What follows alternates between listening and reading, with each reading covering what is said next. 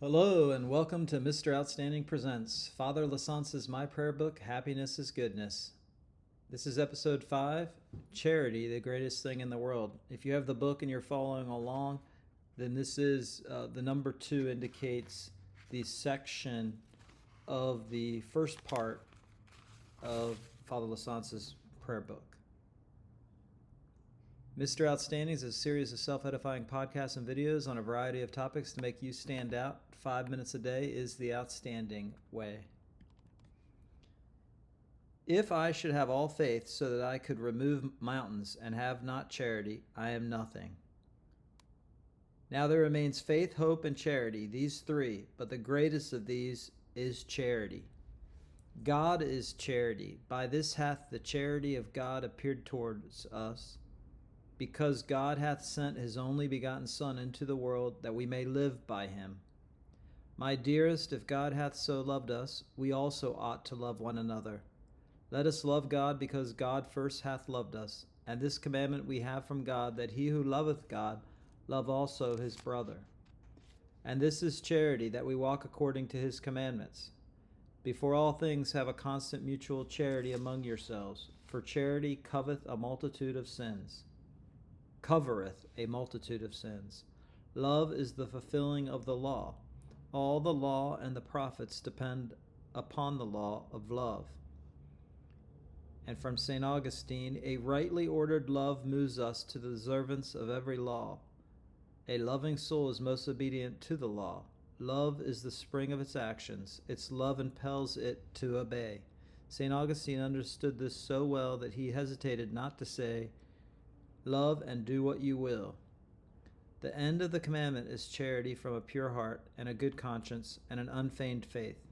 And this is the game of love. By how much the more a man dies to himself, by so much more he lives to God. All good things, all great things in the world have been accomplished through self-denial and self-control. St. Teresa says, love spurs us on to do great things and makes all that is bitter sweet and savory.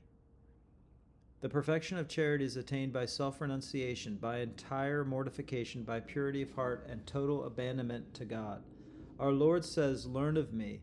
He that followeth me walketh not in darkness. If any man will come after me, let him deny himself and take up his cross and follow me."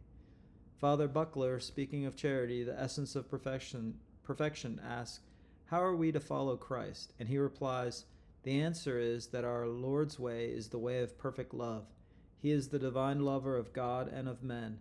For the love of God and of men he became incarnate, lived on earth, taught the law of love and the life of love, suffered for love and died for love, sent down the Spirit of his love upon the Church to be the ruling power of our lives and actions by the charity of God poured forth into our hearts, and left us the marvelous gift of himself to the end of the world. In the mystery of love on the altar, wherein he dwells as the divine lover in the midst of those he loves, working with us, nourishing and perfecting his life of love in the souls of men. Be ye followers of God, says St. Paul, and walk in love, as most dear children. It is by charity that we follow our Lord in the way of perfection. So, to summarize, charity is the theological virtue by which we love God above all things for his own sake, and our neighbor as ourselves for the love of God.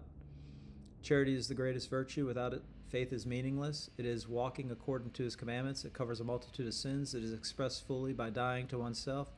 All good and great things have been accomplished through self-denial and self-control. The perfection of charity is attained by self-renunciation, by entire mortification, by purity of heart, and total abandonment to God. Charity lets us follow our Lord in the way of perfection. A quote that stood out for me, "And this is the game of love. By how much the more a man dies to himself, by so much more lives to God." That's from St. Catherine of Siena, in her dialogue on perfection. She's a saint, born 1347, died 1380, patron saint of fire prevention. She's the 25th child born to her mother. Most of her, half of her siblings died before they reached adulthood. Saint Catherine is considered a mystic, and was given the extraordinary gift to listen, hear, and record messages from the Eternal Father.